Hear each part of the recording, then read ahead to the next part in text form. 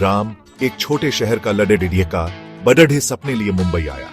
उसके सपने आसमान जितने ऊंचे थे, उसे लगता था जैसे पूरा शहर उसकी मुट्ठी में है। बड़ी बड़ी कंपनियों में नौकरी के लिए उसने आवेदन किया। हर इंटरव्यू में वो अपना बेस्ट देना चाहता था, लेकिन किस्मत को कुछ और मंजूर था। एक के बाद एक इंटरव्यू में उसे निराशा ही हाथ लगी। धीरे धीरे उसके हौसले पस्त होने लगे। शहर की चकाचौंध उसके लिए फीकी पड़ी दिखने लगी। उसके पास पैसे भी कम होने लगे थे। उसे समझ नहीं आ रहा था कि अब क्या करे। एक दिन उसे एक छोटी सी आईटी कंपनी में नौकरी मिल गई, वो भी सॉफ्टवेयर डेवलपर की पोस्ट के लिए। हालांकि ये नौकरी उसके सपनों जितनी बड़ी नहीं थी, लेकिन उसने हार मानने से अच्छा काम करना उचित समझा। नई नौकरी, नई उम्मीदें। राम ने पूरे जोश के साथ काम शुरू कर दिया। छोटी कंपनी होने का एक फायदा यह हुआ कि उसे अलग अलग काम करने को मिले। काम का बोझ ज्यादा था, लेकिन राम ने कभी शिकायत नहीं की। वो हमेशा कुछ नया सीखने के लिए तैयार रहता था। सीनियर्स से सवाल पूछने में भी उसे कभी हिचकिचाहट नहीं होती थी। देर रात तक ऑफिस में काम करना उसके लिए आम बात हो गई थी।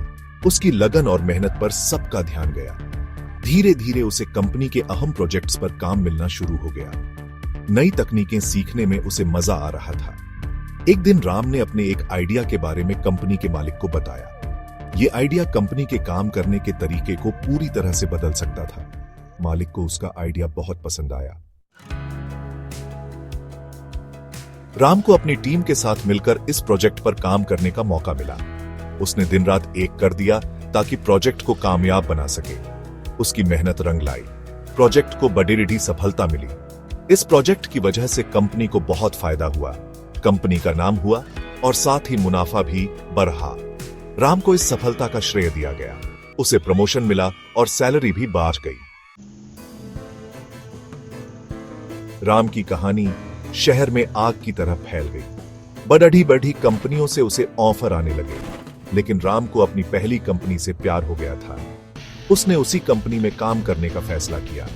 राम की कहानी बताती है कि छोटी शुरुआत भी बड़ी मंजिल तक ले जा सकती है। जरूरत है तो बस मेहनत, लगन और ईमानदारी की।